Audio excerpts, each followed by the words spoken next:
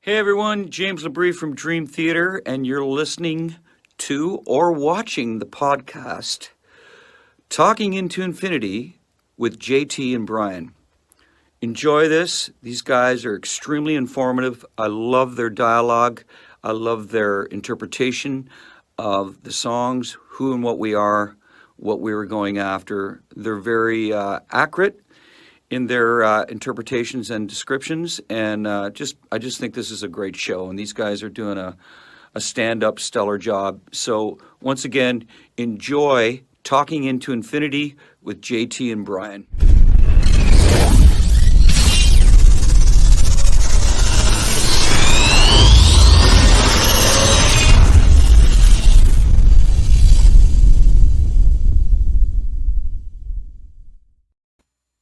Welcome to another episode of Talking into Infinity, a Dream Theater podcast. I am your host, John. We are live on Facebook, YouTube, talkingintoinfinity.com, and the CMSnetwork.com. And we are live every other Thursday right here at those four locations at 7:30 p.m. Eastern Standard Time. So come and jump in the chat with us. We can bring you up on the screen. You can be a part of the discussion. Check us out. Video replays are available on our YouTube channel or at Heavy Metal Television. Go subscribe to Heavy Metal Television. It is an awesome place to find hard rock and heavy metal news. There is a ton of fantastic content. There's a number of great shows like ours. So you guys should definitely check out Heavy Metal Television. It is awesome. So normally at this time, I would bring in my esteemed co-host, Brian. But Brian is actually sick. He's been sick for a good week and a half. And he's been trying to get over it. It is not COVID. He assured me that it is not COVID. So he hit me up about 20 minutes ago and he said, dude, I can't do it. He said, I talk for 5 minutes and then I start coughing uncontrollably. And I said, that would make for an awesome podcast. So it's just going to be me tonight. So all you guys that are viewing or listening, feel free to jump in and throw in your comments. You guys are going to drive the show tonight. I figure we're just going to, bullshit about some Dream Theater tonight. Obviously we've got some news. Kale, what's up, man? Kale says, oh, just John. Cool. Kale McLeish, good to see you, buddy. Puziani's here. Our new buddy Puziani. He said, I got my pizza. Let's do this. All right. You got to tell me what's on that pizza. It better be pepperoni sausage and extra cheese, man, 'cause that's the way to go. So let's dive right into the actual news of the day where Dream Theater is concerned. They dropped a second single from the new record yesterday, Invisible Monster, and I'm very interested to get your guys' thoughts on this. My initial reaction to it was that it was very a rite of passage-ish. It's there are not a lot of high spots in the song. It's a good Dream Theater song, but there's not those, there's no crazy high notes by James. The solos are great and everything, and that's cool. Melodically, it's very interesting because they go from a minor to a major and stuff like that. I'm not as musically well versed as Brian by far, so he'd be able to explain it better. But it was a good song. I really like the clean guitar parts that are in there. I thought the intro part was cool, and the other clean guitars. I thought it was first of all tonally it was great, and it was like it was cool. I really dug it, and I just think nothing really stood out to me. So I would have to say that I think that this is going to be, and I'm not saying it's a weak track, but I'm saying I think that this is going to be the weakest song on the album. Again, my initial reaction was that it was very much like a rite of passage off of Black Clouds. It was, it's cool. It's like, it's fine, but you think of all the other songs on that record before you think of a rite of passage. And I feel like that's where this one's going to go. Rock and Roll Podcast, what's up, man? He says, I agree. It's an okay tune. So when you say okay, do you like it or do you not like it? So is it just kind of there? To me, it was just kind of there, which is not a bad thing. Dream Theater to me does not have a bad song in the catalog except for one, which, we'll save that for the album deep dive for that particular record. There's only one song that I'm like, skip, and another one that's close. And ironically, they're both on the same record. So, it was cool. The lyrics are pretty standard. Nothing crazy in the lyrics. Nothing crazy really anywhere. I think it's because we are spoiled as Dream Theater fans. Like, it's a phenomenal song, but we're used to so much more. And I think that if you're talking about, the Alien being the album opener, and that kind of sets the tone for the rest of the record, as Brian and I talked about on our album opening songs show. Excuse me. And, this one being the quote unquote low spot of A View from the Top of the World. I think we're in for a kick-ass record. I really do. And, we've got friends that have heard the entire album, and some of them say it's a top 3 Dream Theater record. So, again, if Invisible Monster is the low point of this album, I'd say we're in for an ass kicker, which is very cool. So, K.O. McLeish, he says, funny thing was, when they dropped the teaser, I heard it with Gran for the first time. We both said, this sounds very James Bondish. And then immediately there was a golden eye on the screen. Well, there you go, man. And he also says, but I'm kind of meh on the song. I think I'd be a lot more excited. For the song had Alien not come out first. It's like the new Guns N' Roses song. I like Hard School a lot more because of Absurd. Well, Absurd is absolute trash. I have not heard Hard School yet, but Absurd is absolute trash. So you could like anything more than Absurd, because that song is just terrible. That's not Guns. That's an awful Guns N' Roses song, and it's not a good song, period. I don't know what band it would be good for, but if that's a good song for a particular band, that band sucks. So, all right. So Puziani has answered the question. His pizza's pepperoni and green peppers, sweet, spicy, and looking like Christmas. All right. Green peppers are the one vegetable I can tolerate on a pizza, along with spinach. I'll go with green peppers, but anything else, I'm like, nah, let's not do that. So, yeah. So a little bit of a show note here. So we were supposed to be doing top James LaBrie vocal moments tonight. Obviously, we're not going to be doing that. So we're going to reshuffle a little bit. The next show was going to be the Distance Over Time deep dive. We might stick with that, or we might do the James thing. But for anybody watching, excuse me, I absolutely blew my voice out last weekend. I was singing, and I went to the first Browns game at home in 2 years. So I was, using my throat a lot. So I'm still recovering. But anyway. So the next show will be 2 weeks from tonight, obviously. So October 7th, and usually we're on Thursdays, but the following Thursday would be October 21st. We're bumping it to Friday, October 22nd, and we are going to do our immediate reactions to A View from the Top of the World. So if you are watching live, please jump in with us. If you are watching the replay, jump in with us. If you're listening on the audio version, feel free to jump into the live show on YouTube and Facebook and all that. We want to get everybody's reaction to the new record the day that it comes out. I don't think it's going, in fact, I know it's not going to be our usual deep dive, because we will not have, digested it a lot. It's just going to be, okay, we heard the record a few times. What do you think? And we definitely want all of you guys to be a part of that. See what everybody's opinions are. So, Jean-Philippe, what's up, man? Good to see you. How's it going, man? So there are a few things I kind of wanted to hit on. When my buddy Matt was on the last episode, we were talking about Score. We dove into that one and talked about our trip. There were a few, rock and roll videocast. Your video from the Browns game would trash anyone's voice. Yeah, my voice was pretty much shot by that point already, but that just shows how much I can yell. Is that even when I'm shot, I still have volume. So. So, K.O. McLeish, he says, can I join in on that? I'll have had it for an extra day so I can say it with a little extra distance. Yeah, man, you're more than welcome. Let's do that. You can definitely do that. I had my buddy Matt on last episode talking about Score. If you haven't checked it out, it's our longest episode. It's about 2 hours, so it's a long listen or view, but it was a lot of fun. I had a great time hanging out with Matt. And there was a few things that I did not get to hit on, not necessarily, concert related, but I did have a couple stories from that trip. So I kind of wanted to dig into that. Like, as long as I'm rolling without Brian, I do have some pretty wild Dream Theater stories of my own. So I figured I would kind of throw those at you guys tonight. So we went to Score in 2006, and we stayed at a hotel. I want to say it was like 30 blocks from Radio City. And, we should have cabbed it, but we're like, man, each of us had only been to New York City maybe once or twice. We're like, let's walk around.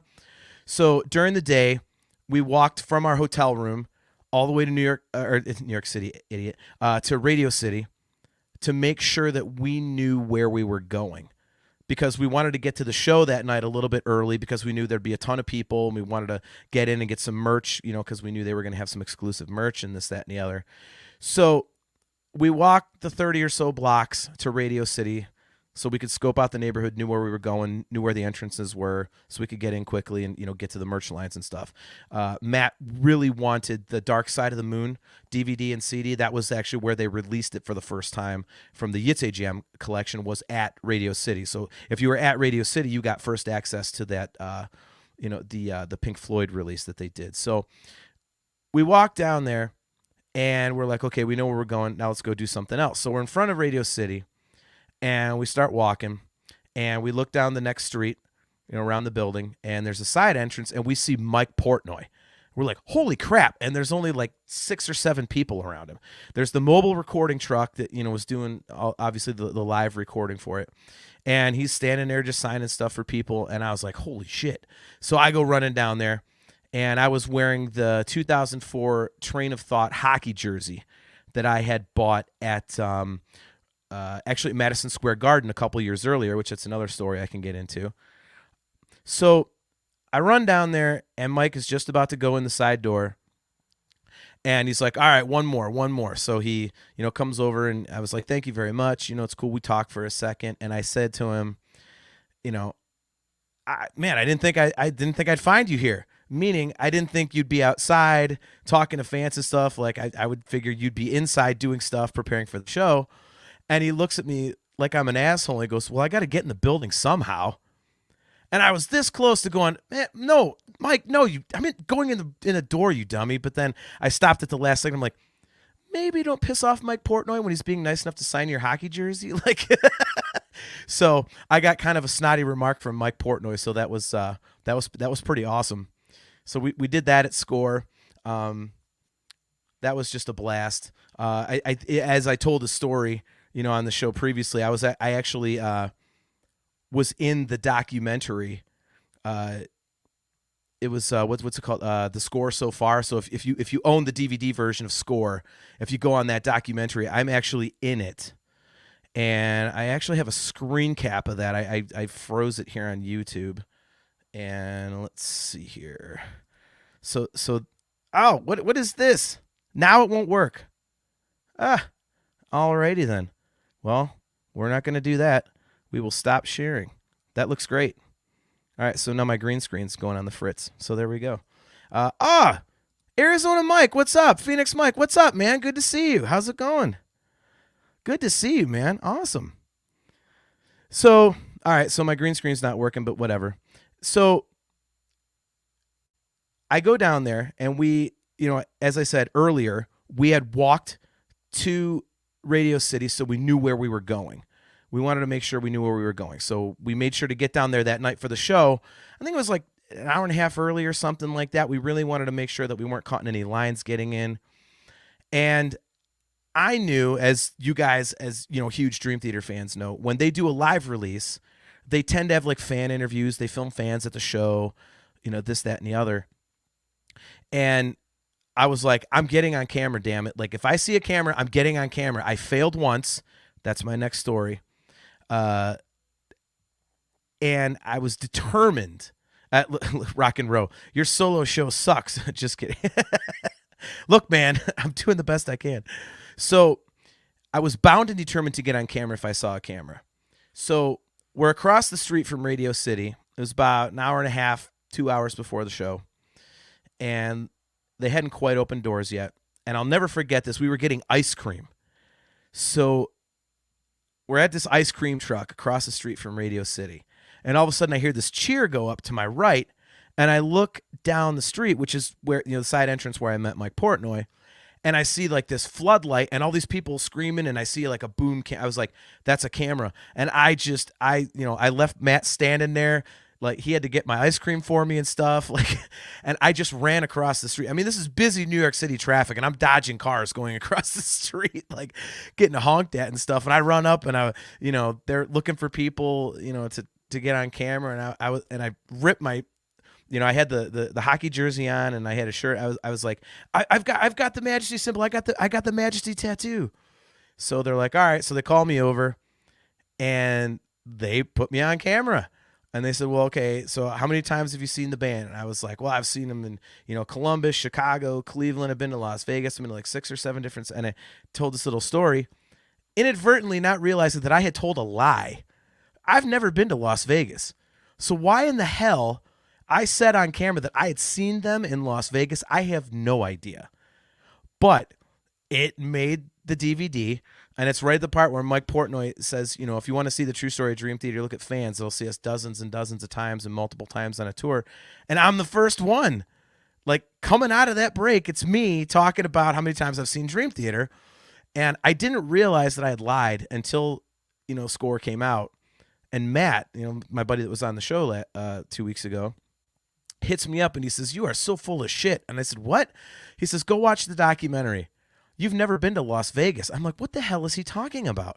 So I put in the the DVD, and I'm watching this, and sure enough, I'm saying I've been to Las Vegas. I'm like, oh my God, I've never been to Las Vegas, much less to see Dream Theater. So I got caught in a total bullshit lie. Right there, it's on camera for everyone to see. So that was a little ridiculous. But the reason I was bound and determined to get on camera was because, and my green screen is not going to work, so screw it. I'm just going to have a green screen behind me, so whatever. What an engaging picture for the live people to see. So prior to the Score show, I had gone to the final show of the American leg of the Train of Thought tour. And it was also in New York City. It was about 2 years before. And it was at Madison Square Garden. But it was in the theater at Madison Square Garden, which is like a venue, like it's like above the actual arena. It's weird. But for those of you that are familiar with NFL football, it's where they used to hold the draft. So you see the old drafts where they had those like almost look like Christmas lights, like in a line going across the ceiling. That's the theater at Madison Square Garden. And it was my buddy Jimmy and I. And the seating in that place is basically 3 sections. There's like section 1, which is, first chunk, and then section 2, second chunk, and then section 3, third chunk. And my buddy Jimmy and I were front row, third chunk, about, I would say 6 to 8 people off the aisle. So we had really, really good seats. We could see everything. And so we go to the show. I bought the hockey jersey. The 04 Train of Thought hockey jersey. That's the one I got autographed by Portnoy at Radio City. And we're at the show, and Mike Portnoy had been doing his solos that tour, and he'd been like removing like a floor tom, or one of the, it varied per show from what I read, but he would take like basically a tom off the kit, walk it to the center of the stage, and start soloing, on the tom, and then he'd call somebody up from the first 3 rows that were the, the VIP seats they had paid for the package, and they get to play with them and stuff like that. Like, okay, everybody's having fun. So Joe Gebhardt, worth the lie. Yeah, I kind of agree with you. It was worth that lie. I'm on a Dream Theater DVD, man. So that doesn't suck. So yeah, so he comes out to do his solo at Madison Square Garden. And he does the same thing. He pulls the tom off. This was like one of the mid toms on the right side of the Siamese Monster, so the heavier side. And he, does his thing, and then he's literally soloing on the floor. He's soloing off his own shoe. Like, it was crazy. And then he gets somebody from, the front row to come up and do it with him, and I was like, okay, cool. Well, then he says, this isn't fair. Only the people in the good seats get to do this. We need somebody from the back. Like, get me somebody from way in the back. And I play drums. Like I play multiple instruments. My main thing is singing, but I do play bass, guitar, and drums. And if I was actually good at one of them, it would be drums. And so like a minute later, there's one of the crew guys, not like 3-4 people away from me, sitting there in the aisle looking for somebody. And my buddy Jimmy's just going, dude, you play drums. You play drums. You got to tell him. And I absolutely froze. And I was, because I have like ungodly stage fright. If you ever saw me perform live, you'd never know it, but I have horrible stage fright. And I froze. I was petrified because I'm like, holy crap, I could play drums with my mind was blown. And I was like, oh my God, my buddy's like, what are you doing? Tell him you play drums, you dumb asshole. And I didn't I just froze, and all of a sudden Mike Portnoy says, "Hey, get that guy in the white shirt there in the back. I've been watching him all night. He's been rocking out." No, he wasn't. That guy was sitting there like a bump on a goddamn log. And the only reason Mike noticed him at that point was because he was in a white shirt while the rest of us were in all black. So that was bullshit. So he takes this guy, and my buddy's like, "You are the dumbest idiot on planet Earth. What are you doing? Look what you could have done." So Mike brings this guy up on stage and sets him right behind the kit. So Mike is on the left side of the Siamese Monster, the more proggy side with all the high stuff. And this other dude, this fan guy, is on the right side. So he's literally sitting next to Mike Portnoy doing a drum solo with Mike Portnoy at Madison Square Garden, the most famous arena in the world. So, and the guy was not good. And I'm watching this guy play going, "Oh God, that could have been me, and this guy's not good." Like Mike would do this thing like gug gug gug gug gug gug gug gug gug. And then he'd point to the other guy who's supposed to go gug gug gug gug gug gug gug gug gug. And the guy couldn't get it. I mean, it was that simple. And I was like, "Oh my God." And I'm thinking of stuff you do, like, let's do like speed fills, like, and all these different things. So anyways, I blew my chance. So the story does get worse. Several months later, my drummer in my band at the time, he got a line of credit at Guitar Center, and he went on a spending spree, and he found Mike Portnoy's latest instructional drum DVD. He had just put it out like that month or something. So he bought it for me. He's like, "Hey man, like, I thought you would like this. Like, I thought of you when I saw it." I was like, "Dude, this is so cool of you. Thank you." So I sit down, grab myself a few beers, and I put it in. I'm watching some stuff, and it was, stuff from like 6 Degrees and everything that, he was doing stuff on, like, and it was great. So I'm a big behind the scenes guy, like, special features. So I put in the special features disc. And he's got all these different drum solos. I think it was like three, but one of them was a big compilation of him with like famous drummers. It was like Richard Christie from Iced Earth and Howard Stern. It was Charlie Benante was one of them. So all these guys. One of them I think was from it was the Awake tour. So it was a very early one. And then he gets to the third one. And he's sitting there talking. He says, "Okay, well, this next solo comes from the Train of Thought tour in 2004. And I was like, "Oh, sweet. I saw that show twice." He says, "This particular solo comes from the theater at Madison Square Garden." And I went, "Oh, dude, I was at that shit." "Oh, you got to be kidding me." So not only did I blow playing on stage with Mike Portnoy, okay, so that's one. But number two, I blew playing with Mike Portnoy on stage at Madison Square Garden, the world's most famous arena. But number three, I would have had it recorded for all of posterity. So if anybody ever doubted my story, like, I put in the DVD, like, "See, that's me on stage at Madison Square Garden with Mike Portnoy, dude." I blew it so bad. So, and my buddy Jimmy never, ever lets me live that down. To this day, he brings it up like every other conversation, man. Oh, it's the worst. So, yeah, that was my coulda, woulda, shoulda moment. J3, what's up, man? He says, "Drums are impossible for me. My friend's a great drummer. I can sing, play bass guitar, and keyboards. I'm hopeless when it comes to drumming. He tried to teach me multiple times." Dude, for some reason, I took to drums right away.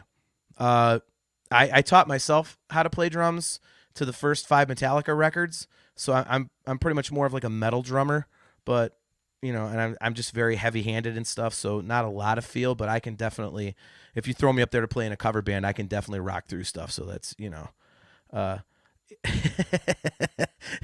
yeah, Joe Gebhardt, he's right. "And the guy who couldn't play drums ended up on a DVD." Yes, he did. Oh my God. All right, so Kale brings up something. I have not heard of this. So Kale McLeish, "The one solo I really wanted to watch wasn't there. I really wish there was video footage of the Mangini and Portnoy duet from 6 Degrees. I did not know they did that." Wow, that's kind of like a whew, I don't even know how to phrase that. Wow, both of them. That's kind of wild, especially looking back at what happened now. That's crazy. So yeah, so I blew playing drums on stage with Mike Portnoy. So that was, and I did meet him a few years later at an in-store, and he actually signed that that DVD, and I told him the story, and he goes, "Man, you're an idiot." So basically, I got dissed by Mike Portnoy twice. So that's kind of a little bit of my fan cred. I got crapped on by Mike Portnoy twice. So that's so that was cool. So if you guys have any Dream Theater stories, like hit me up in the chat. We could definitely bring it up and talk about your stuff. I can even send you a link if you guys want to jump on camera real quick. I've had a lot of experience with the band members personally. I think the very coolest one for me was actually my first one, which was in 2002 for the 6 Degrees tour. And my buddy Chris Aiken, who actually runs Heavy Metal Television, Brian and I mentioned him on the last show. He was he damn near died from COVID a couple weeks ago. So thankfully he's better. It's awesome. He's getting back on his feet and everything. So, but he used to run a music magazine here in Cleveland called Music's Bottom Line, and it was strictly, just a small little music newspaper, but like it had circulation of it went to music stores and all kinds of crazy places like pizza shops and stuff like that. And it had a circulation of a good 50,000-60,000, units every month. And it was a cool little magazine. And he let me write for them. I did album reviews and stuff like that. And he actually hooked me up with an interview with Jordan Rudess for the 6 Degrees record.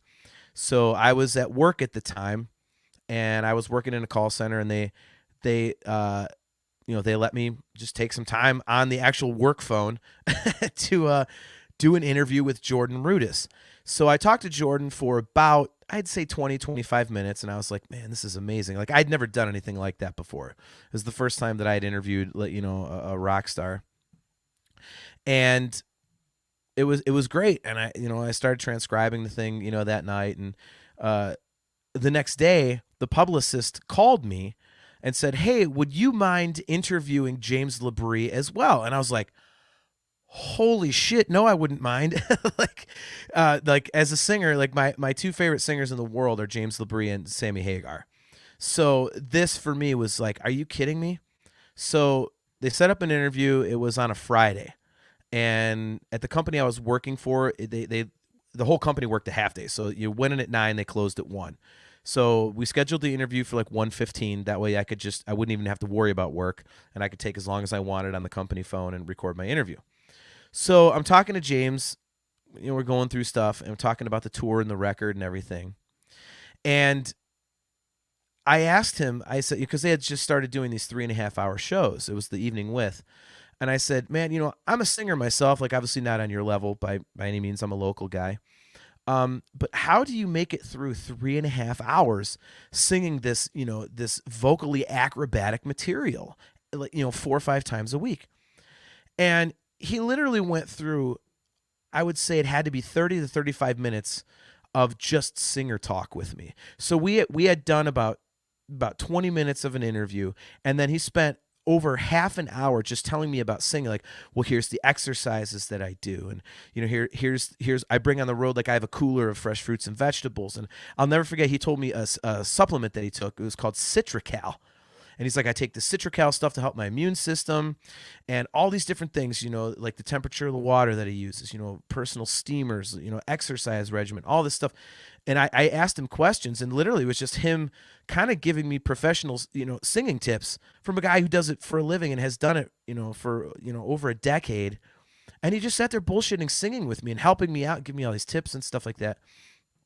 And when we got to the end of the conversation, I was like, dude, I can't thank you enough for jumping on. I mean, first of all, it was an honor to interview you. You're one of my two favorite singers. I absolutely love what you do. So thank you for your time. And the singing stuff was just incredible. He's like, no, man, I appreciate it. No one ever asks me stuff like that. So it was really, really cool. And I said, well, I'll be at the tour here in a couple months. And, I'll try to get backstage to meet you in person, but I don't know how that works. So I probably won't, but I don't know.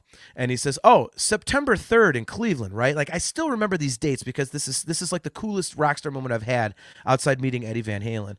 And he says, oh, September 3rd in Cleveland, right? And I went, yeah. He says, well, I'll put you on the guest list. And I was like, what the hell? I was very naive at the time. I hadn't been in the business for that long, and certainly not on a professional level. So I didn't know. I figured he was just telling stories like, oh, he's just being nice to me, whatever. So I didn't think much of it. But I thought that was like the coolest thing for him to even say. I was like, wow, dude, that's really cool. So he says this, and the show is like in 2 months or something. First of all, I couldn't believe he knew the exact date of the Cleveland show. I was like, what the hell? So like a week before the show, I hit up my buddy Aiken, and I said, hey, I got a really weird question for you. He said, what's up? And I said, well, I talked to James LeBrie and did the interview, and he said that he would put me on the guest list. Like, did they just say that? Is that just the thing? He goes, no, man. Like, they do that for you. I'm like, well, what do I do? He's like, call the publicist and see, what they say. And okay. So he gave me the publicist's number, and I called her up, and I said, hey, my name's John Drake. I write for Music's Bottom Line. I interviewed Jordan and James a few months ago. James had mentioned that he would put me on the guest list. I mean, is that, what do I, she goes, oh, yeah. She says, you're on the guest list in Cleveland. Yeah. She says, he did that not even 5 minutes after he got off the phone. He said, you've been hooked up for months. And I was like, what the hell? So that was so cool. So we go to the show, and phenomenal show, obviously. And we go backstage. I brought my best friend, Matt Dixon. We've been best friends since kindergarten. Him and his brother, Andy. So since 5 years old, we've been best friends. And I told the story on our very first episode how his brother, Andy, same age as I am, he's the one that got me into Dream Theater inadvertently when I was 16 years old. So we're back there, and Jordan comes out. And we met him like, oh, cool. Hey, man, I interviewed you. He's like, yeah, cool. You interviewed me. And we're talking for a second. Awesome. John Petrucci comes out. We're like, holy crap. Like John Petrucci. Like, oh, my God. So we talked to him for a minute. And then James comes out. And he meets my buddy Matt. And he's like, hey, man, thanks for coming to the show. And Matt's like, man, you guys sounded great. And I shook his hands like, hey, what's up, man? I said, first and foremost, I have to thank you. You're the guy that got me these passes, and I really appreciate it. And he literally looks me in the eye and says, oh, you're John Drake. And I was like, what?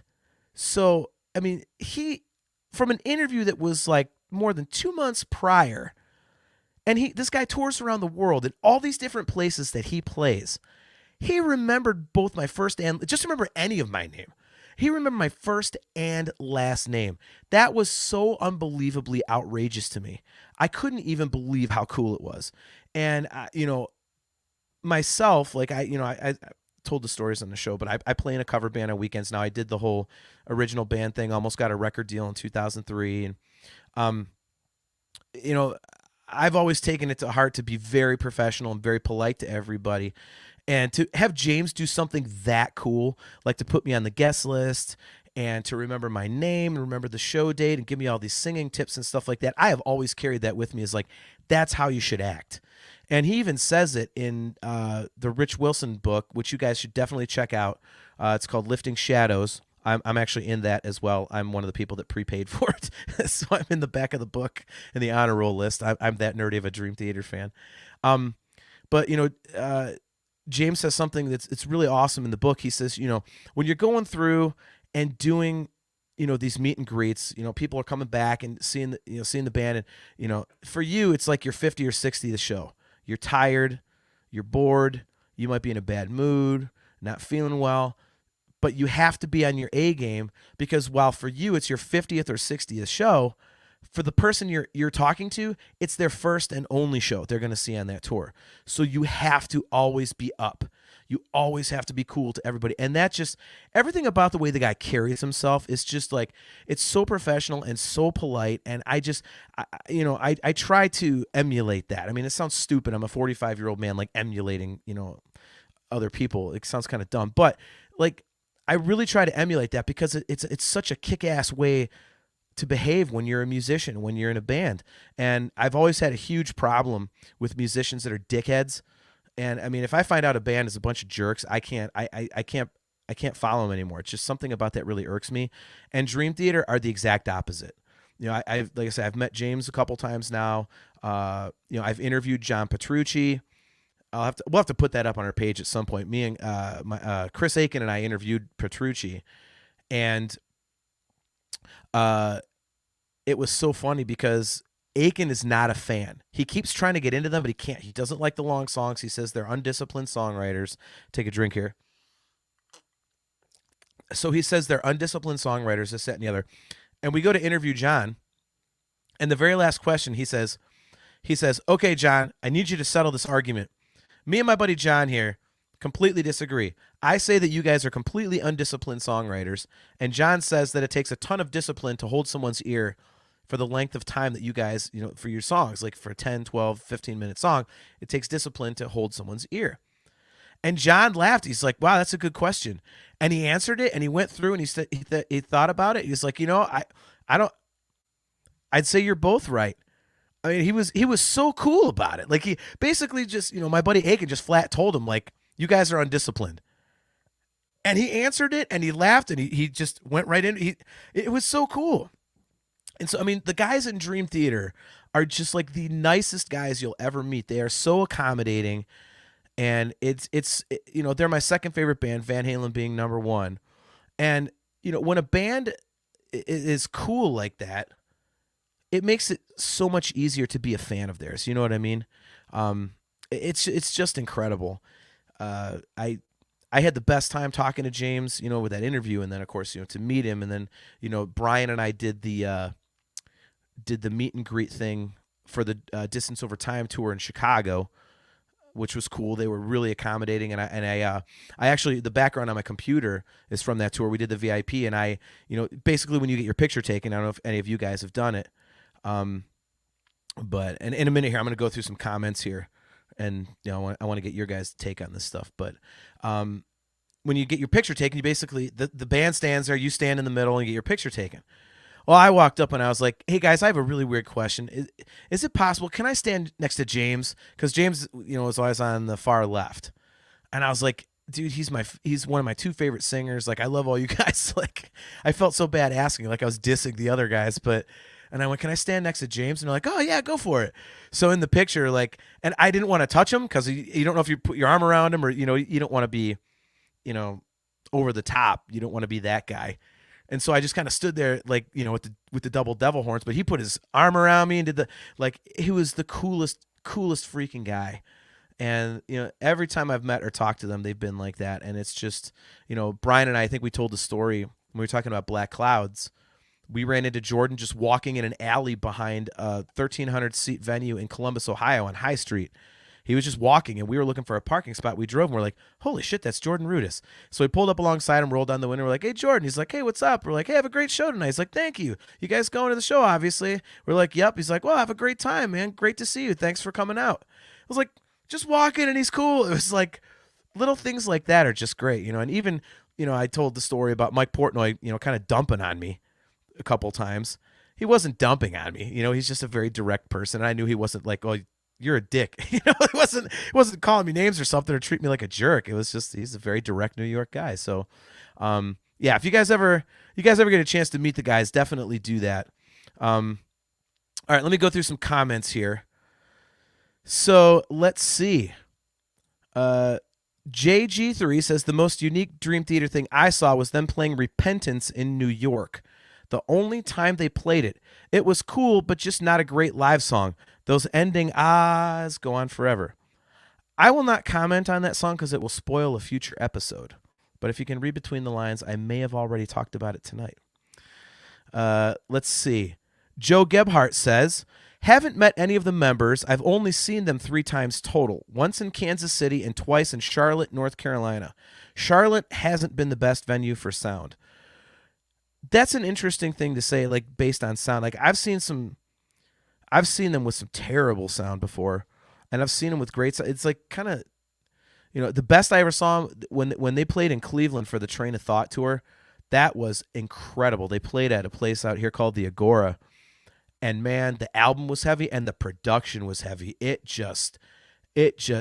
like, it was like modern metal records, like a Testament record that Andy Sneap does, just as like monstrous and fat, and you put it in the car and turn it up and it's just punching you in the face.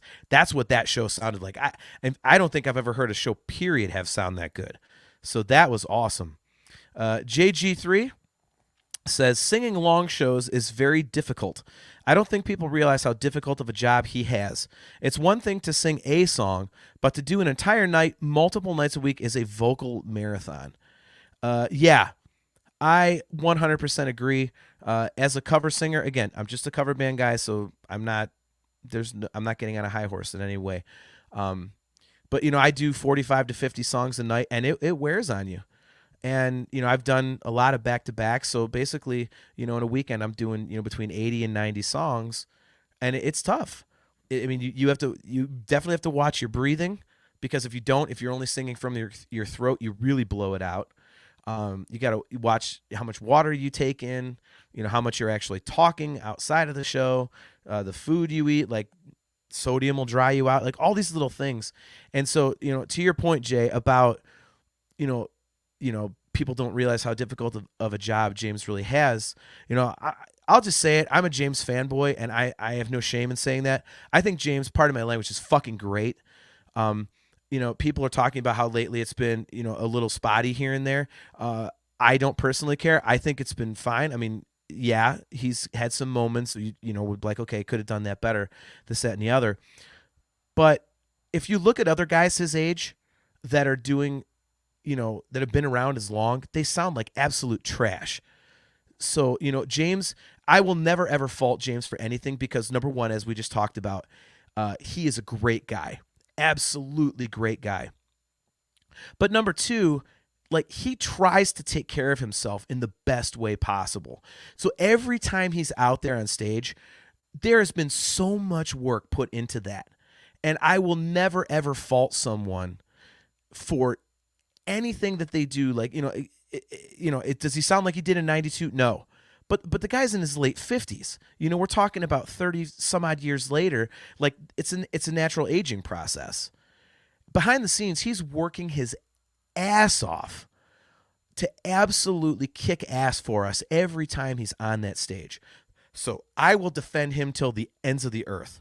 And, it always, God, it burns my ass. Like, you see these people that are, they post their cameo videos of him, and people are like, oh, that doesn't sound good. Like, he'll sing a song for somebody and people bust him like, that's not how it goes, or he sounds like he lost a step. And it's like, the one thing that so few people bring up about those cameo videos is people ask for a song. And instead of just hitting it like, oh, here's how it goes on the record, he extends lines. Excuse me. He extends lines. He hits it powerfully. Like, he's trying to give these people something more than what they paid for. And the guy only charges $55 for these cameos. Like, you can have James LaBrie sing any song you want to you for $55. And that is peanuts for a guy at his level and his talent, and he still tries to go above and beyond. And so when people like dig at him for certain things in those videos, I'm like, man, shut up. Just shut up, man. You have no clue. James is amazing to us as fans. He's amazing to us on stage. He's just great. So, if that makes me a fanboy, if people want to rip on me for that, that's fine. I will take the beating, because I would much rather defend James LaBrie and be called a fanboy than be lumped into that category of people that shit on a guy that works so absolutely hard and is so appreciative of the position that he's in. I'm sorry. I'm sorry to filibuster, but I guess I'm filibustering the whole time though, since I'm doing a solo show. But Rock and Roll.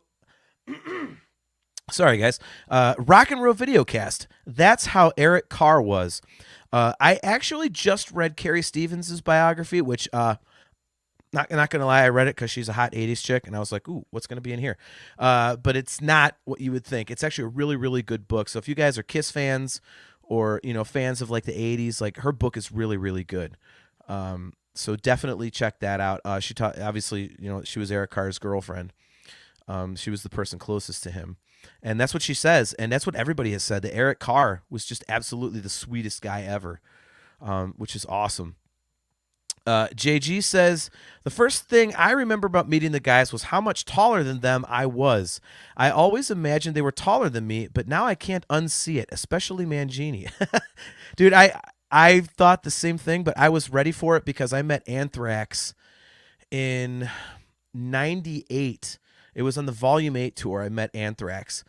And when they came out, Frank Bello was up to like the bridge of my nose, and John Bush was like under my chin. I couldn't even believe how short he. And I'm only 5'10", so Frank Bello is like maybe 5'8", and the rest of the guys are just like they're I'm like, what the hell? So that was pretty shocking. That was pretty shocking to me as well. So I think I was ready for Dream Theater. Rock and Roll Videocast. He gets it. It says, being a singer can suck. We have to watch everything we do with our voices. Yeah, I have a show Saturday, and I wrote the set list tonight. And thankfully, it's only a 90-minute show. It blasts right through. So I purposely added the heavy stuff at the end, like we're doing. I purposely ended with Pour Some Sugar on Me, Man in the Box, One Way to Rock, and Your Love by the Outfield. But, I could do that at the end of that show because I don't have to play tomorrow night on Friday or on Sunday. So, I can just, just completely blow it up, Jerry C., what's up, man? Thanks for tuning in. Says, you can't escape old man time. Damn straight. And again, James puts in so much effort. He really works at what he does. So I will never, ever fault him, man. I am such a huge fan of the guy. It's not even funny.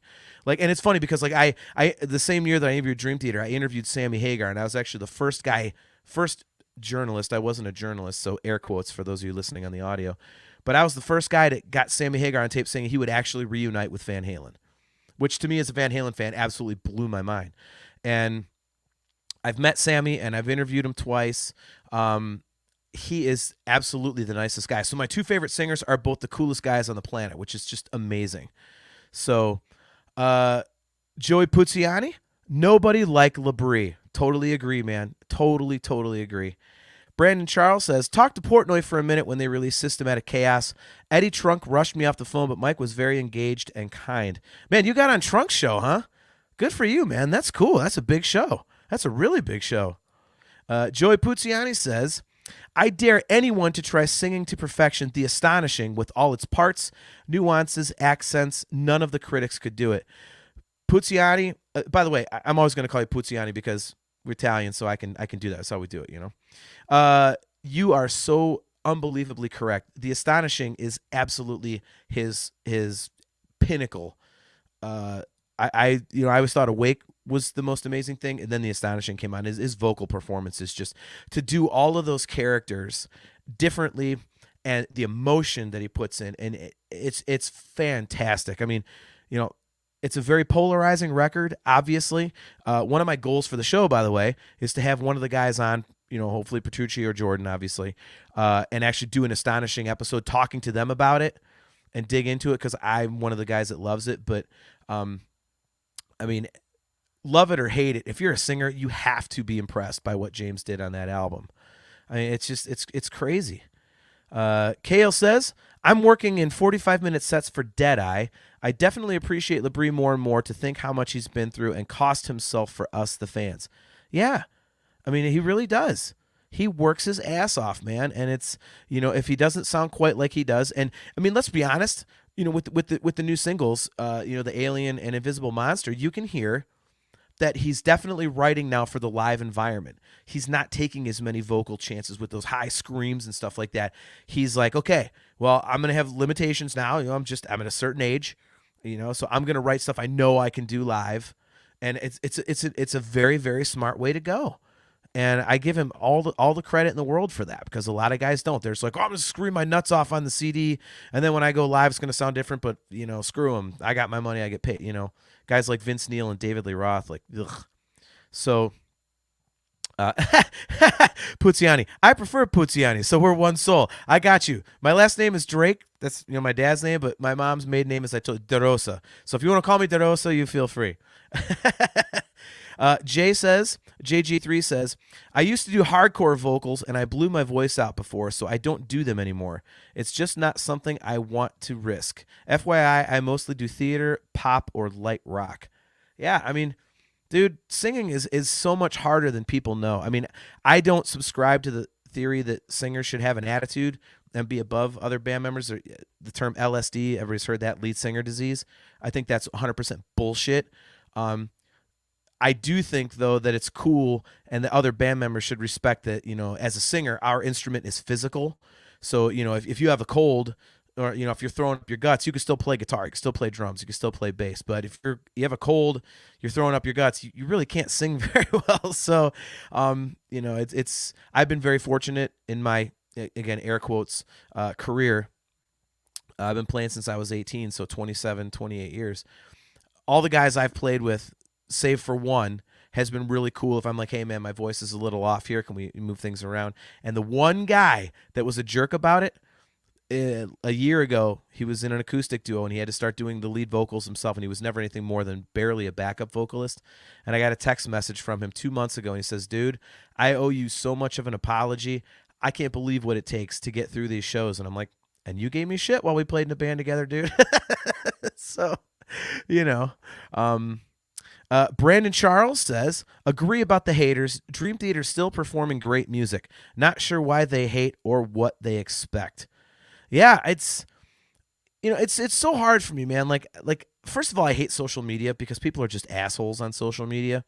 I stay on it because I've got the show, you know, I've got my band, I've got my Star Wars show, the Nerf Herder Council, and I have to promote.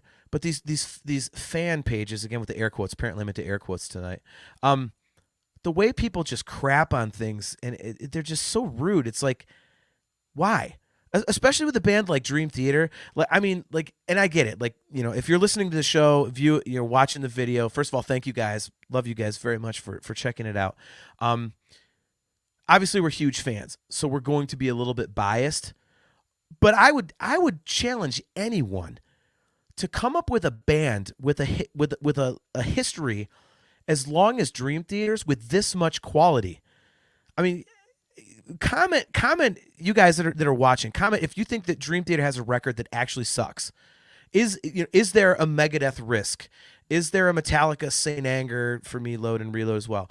I mean, seriously, they have not put out a crap record. Even my least favorite record, I still think is great. So I don't know what fans of this band want. It's why I love the lyrics on Never Enough on Octavarium, because Mike Portnoy is just basically pissing on the fans. Like, shut up. What more do you want from us? And I agree with him. You know, they put out so much content and so much product, and they're always working. And it's all such top quality stuff. It's incredible. You know, yeah, I mean, Kale says it. He's got it right.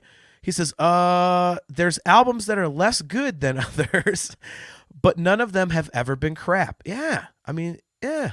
JG3, I think I pissed him off. Hey, I take that comment personally. I like Risk. Ha. Dude, you better send me your email address because I'm going to get you on camera. Nobody likes Risk. That's not a true statement. That record is garbage. Risk by Megadeth is absolute shit. No offense. I know you like it, so I don't want to diss you, but that record sucks. That is garbage. The only good song on that is Prince of Darkness because it sounds kind of Megadeth-y. The rest of it is good. So, Kale, I like Risk too. Well, look, man, you're wrong as well. You and Jay can, you and Jay can get together and go do a show about how good Risk is. Because, I mean, I would tune in and just be in the comments telling you it's garbage. So, yeah. Oh, here we go. Okay, so Jay's right. Super Collider is garbage. Yeah, that's another one. Yes, that is another one. Yeah. So, but, to my point, Dream Theater has not ever put out a record that you're like you just completely skip it. Again, I have a least favorite record. We have not done a deep dive on it yet, but still, I would listen to it. If I was on a desert island, like you can only have one Dream Theater record and this is it, I'd be like, cool, I got a Dream Theater record. So it's like, sweet. All right, I'll take it. So for people to crap on their stuff and kind of complain, like the one complaint that I never understand is like you see in these fan groups, oh, this is just rehashed. This, like, what about it is rehashed? It's prog. They can go in a million different directions. There's always something different. And even if it is a little bit derivative, they've been around for, close to 40 years. What do you want? I mean, good God, man. They're putting out their 15th studio record. They had the Majesty demos before that. They've had umpteen live albums with how many jams on it. Like, a few notes are going to get repeated here and there, dude. So I don't understand it, Shandelli, what's up, man? Haven't seen you before. Thanks for tuning into the show. Appreciate it. Shandelli says, it's true.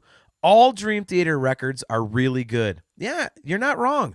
What's that old joke about pizza? It's like sex, even if it's bad, it's good. Like so, Dream Theater's like pizza, or Dream Theater's like sex for eardrums. I guess. So,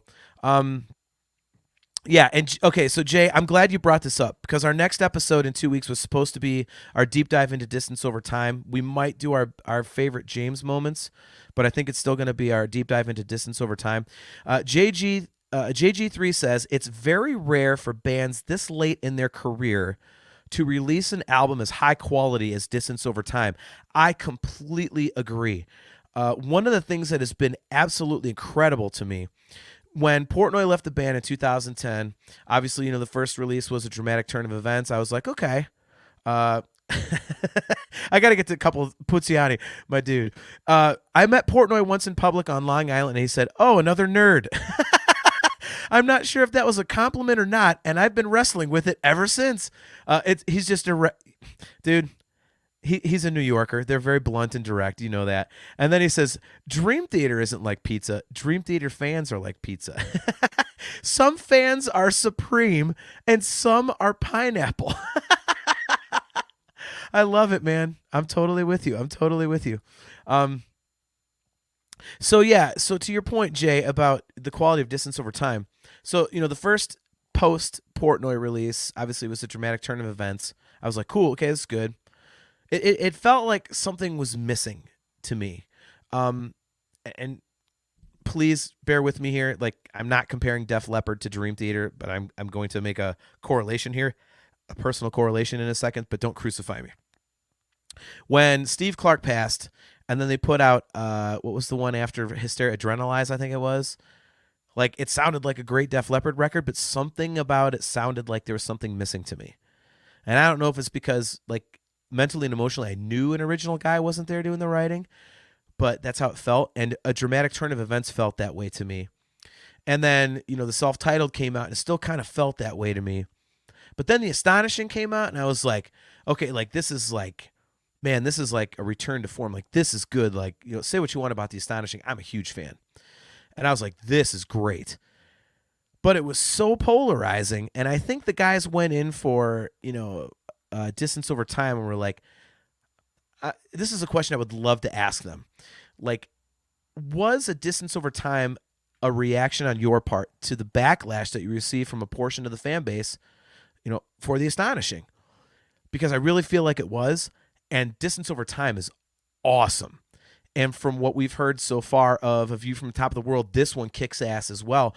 So I feel like they're in this like second half of their career and they've hit a stride because you got The Astonishing, then you got Distance Over Time, and now you're going to have A View from the Top of the World, like 3 kick-ass albums in a row. And even if you don't like The Astonishing, you're going to at least have 2 kick-ass albums in a row. And I mean, really dominant, good records. So JG3, I think that is an incredible point because, I mean, it really is. Like, how many bands can you say that when they've been around for over 3 decades, putting out some of their best work at that point? It's really hard to find a band. I mean, seriously. So, Cale McLeish, I took that personally. Pineapple is great. Not on pizza, my friend. Not on pizza. Brandon Charles, take that pineapple comment back. It belongs. I'm telling you, man, Puziani and I, we're the Italians in here. We're telling you, no pineapple on pizza, dude. Let's just not do that. That's no. Italian sausage, just that belongs. Pepperoni, that belongs. Let's leave it at that. So, great point, JG3. Distance Over Time is absolutely fantastic. I think, and one of my favorite aspects of that record again is the comeback aspect of it. Because I think there was a large portion of the fan base that were not big fans of a dramatic turn of events and the self-titled. Then the Astonishing comes out and they're like, oh my God, like, what is this? And they didn't like that. So a Distance Over Time, or Distance Over Time comes out. I think that is definitely like a comeback record and a half for fans that didn't like those previous albums. I think it's a very undeniable record. I'm going to be giving away some of my thoughts for the deep dive in a couple weeks, but I think it's an undeniable record. I don't think there's a Dream Theater fan out there that can say, well, this is at the bottom of my rankings. Like, And if there is, they're in the very, very, very, very, very big minority, or very small minority, excuse me. Because I think most fans would be like, holy crap, this record's great. It was a return to form. I hate using that term. It's cliche, but it really was. And I mean, it sounds great. The songs are great. It's when Brian and I do our best of episodes, it's hard for us. We've talked about this off air. It's hard for us to not lean on a record like Distance Over Time. First of all, because it's so recent, but second of all, there's so many great moments on it, and we don't want to kind of like have recency bias, but also it's like there's so many other things, but it really is one of their best records. So JG3, he says the biggest issue I actually have with a dramatic turn of events, through the astonishing. So the biggest issue I actually have with a dramatic turn of events through the astonishing is the mixes. Richard Chicky is just not a good producer. I'm sorry. There are literal glitches and mistakes on the record. Okay, you're going to have to clarify that.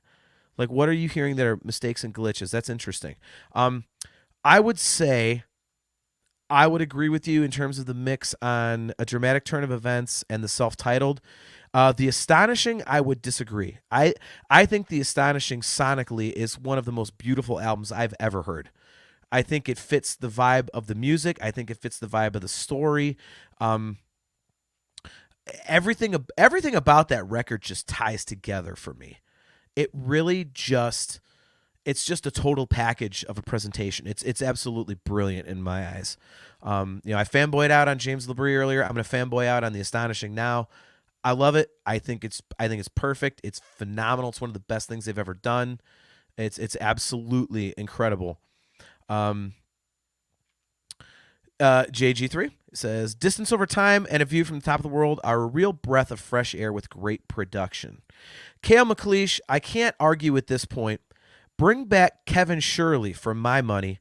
Yeah, Kevin Shirley definitely kicks ass. I think they stopped working with him because he's probably a little opinionated, and they obviously want to do stuff on their own, and obviously they're entitled to that because they haven't really gone wrong. But Puziani, Astonishing for the win. There's my boy again. We Italians, we stick together, man. Okay, so JG3. On the X Factor, I think, there's a part where James' vocals just cuts out on the last line. Okay. The Enemy Inside has a blip at the end of the instrumental section. This Is the Life has some issues. Damn it. All right, Kale, this is on you, man. You're the nitpicker of all of us that are in the chat. You're going to have to go find that. You always do that. So, all right, JG3, thanks for bringing that up. Kale's going to go do some research for us. So, also JG3, some of the auto-tune on the album's tunes to the wrong notes.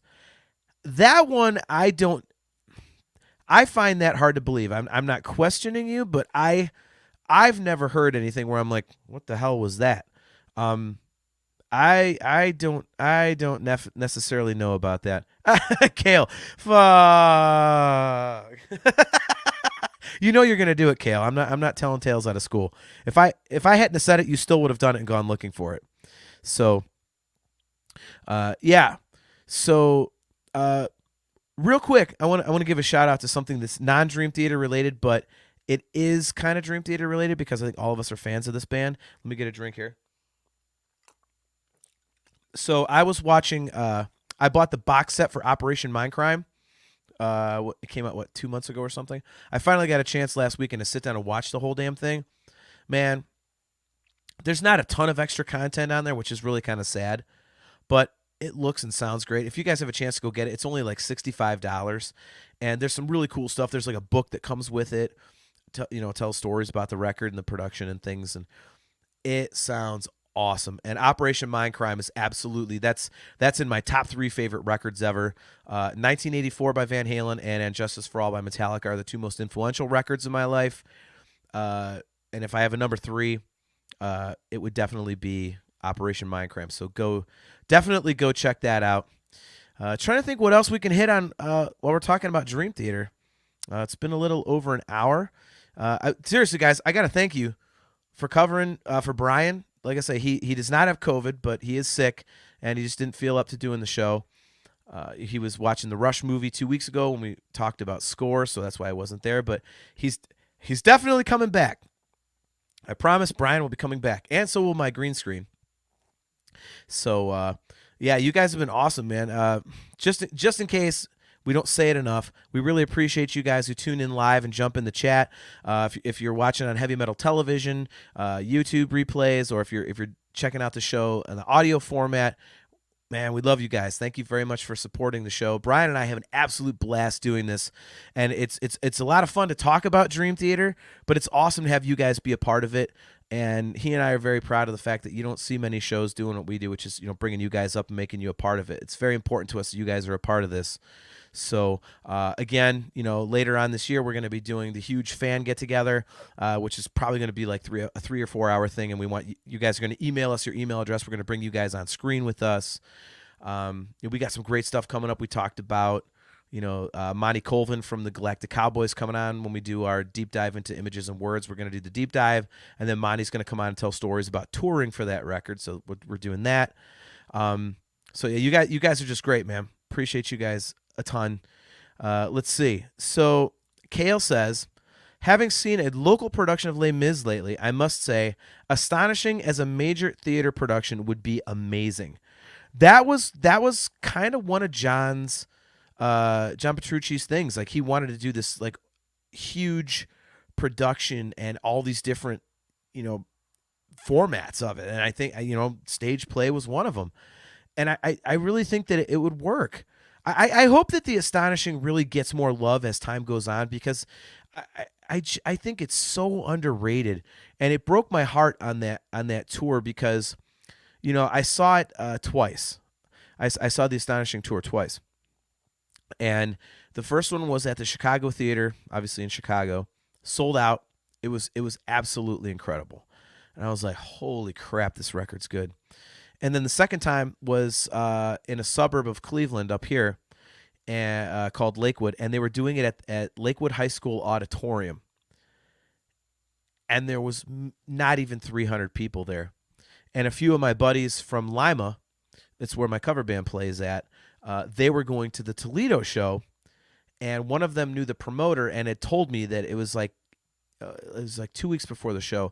They had literally sold 65 tickets for that show.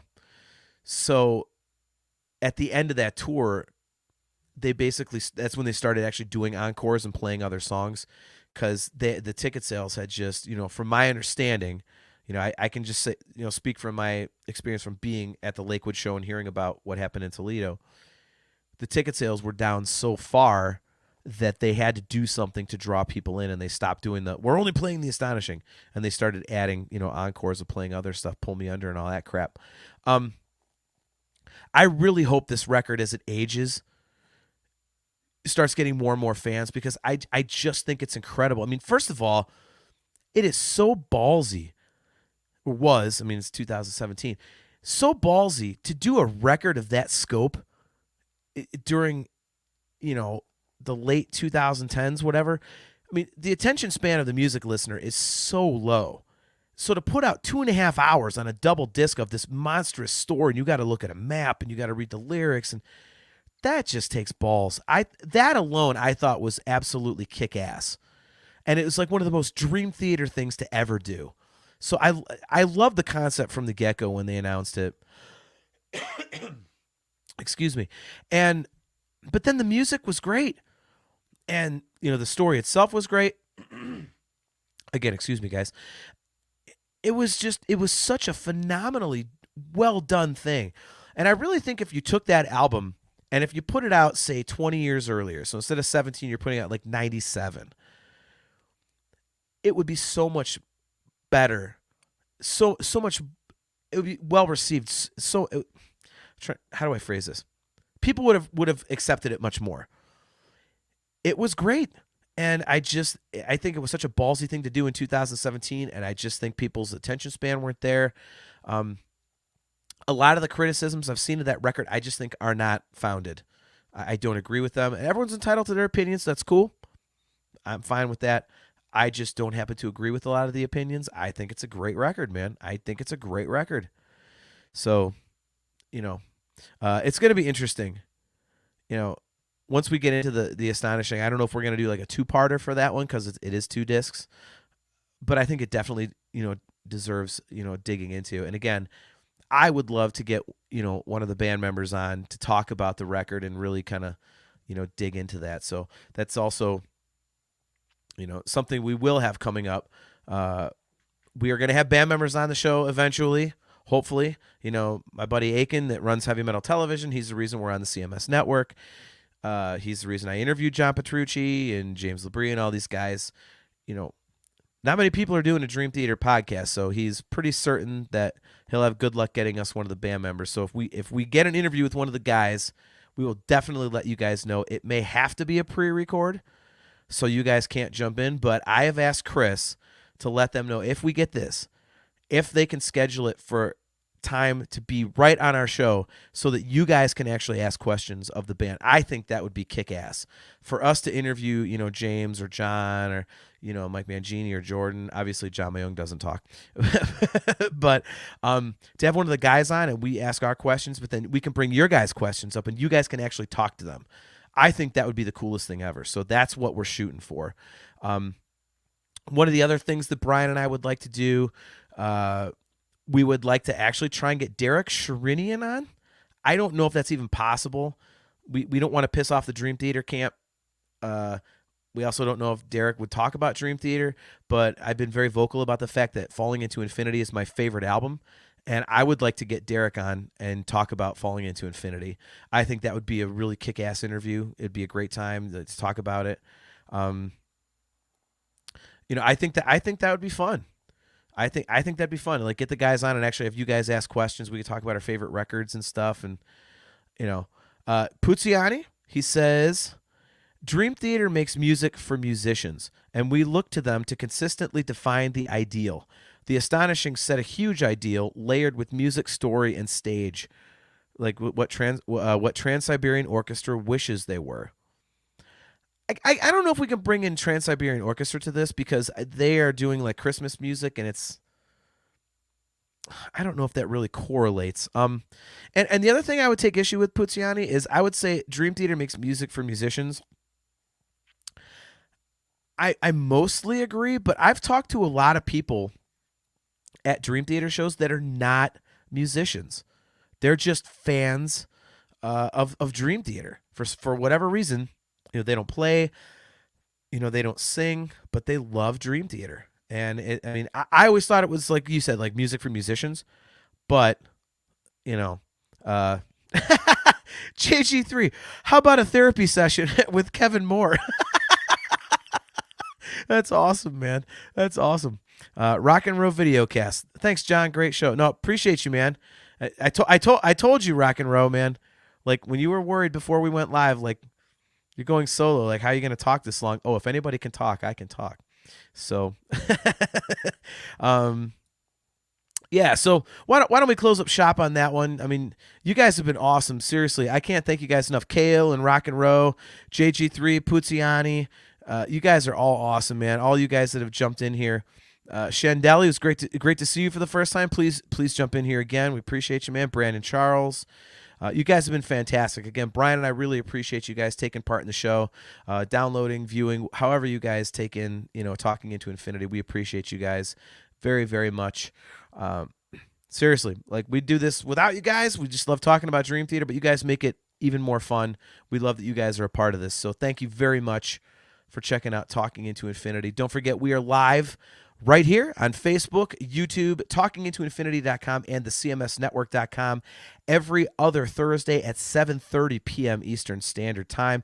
If you want to check out video replays, go to our YouTube channel, or better yet, subscribe to Heavy Metal Television. You won't believe the amount of stuff you will find on Heavy Metal Television. There are some fantastic shows. Aftershocks, Poppet's Corner.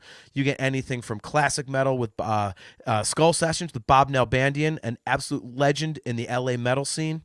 He's been around since Metallica was formed in 81. So there's tons of stuff on Heavy Metal Television. Go check that out. There are phenomenal shows there. If you want to listen to us in the audio format, just Google Talking Into Infinity. We're at Google Podcasts, Apple Podcasts, Spotify, all those great places. So you guys absolutely rock, man. Thank you so much. To my buddy Brian, Hope you're feeling better, buddy. I cannot wait to get you back on here, man. It's been fun these last couple shows, but it's not the same without you. So you guys are all kick-ass. And, hey, we will see you in 2 weeks. We will be live on Thursday. What'll it be? It'll be Thursday, October 7th at 7:30 p.m. Eastern Standard Time. You guys be safe, and we'll